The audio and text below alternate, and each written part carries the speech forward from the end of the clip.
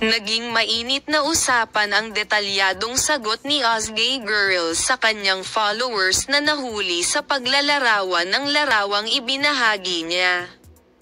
Ang mga sagot ni Ozgay Girl, na hindi na nahimik sa mga komentong ginawa sa larawang ibinahagi niya sa isang tala mula sa kanyang malalaking mata sa kanyang social media account, ay naging agenda. Ang post sa social media ng aktres na si Ozgay Girl, na nasa agenda sa serye sa TV na pinagbidahan niya sa loob ng maraming taon, ay pumasok sa listahan ng pinakagusto. Si Ozgay Girl, na naglalaan ng isang hiwalay na mensahe sa mga komento ng kanyang mga tagasunod, ay hindi nagpapabeya na bigyang pansin ang mga sagot na kanyang ibinibigay. Sa kasamaang palad, si Ozgay Girl, na nanguna sa magalang na komento na ibinigay niya sa kanyang huling post, ay hindi na nahimik sa mga reaksyon.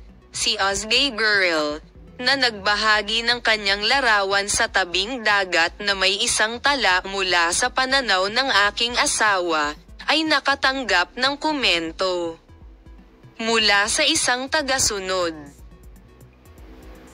Sumagot si Ozgay Girl na hindi niya ito gugustuhin kaysa sa gumagamit ng social media na nagsabi na ang kanyang asawa ay nakita sa likod ng larawan at hiniling sa kanya na tanggalin ang larawan, at pagkatapos ay tumugon sa isa pang komento sa pinakamagalang na paraan na posible.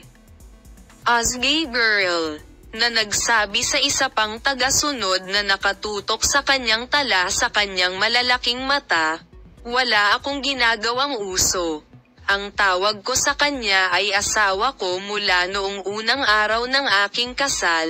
Sa kabilang banda, nakakaabala sa akin na tumawag her my wife, muling namangha sa agenda sa kanyang kawalang muwang.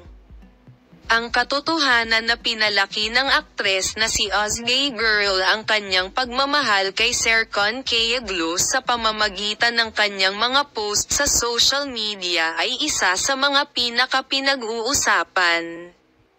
Salamat sa panonood ng aming video Polem. Makita ka sa mga bagong video.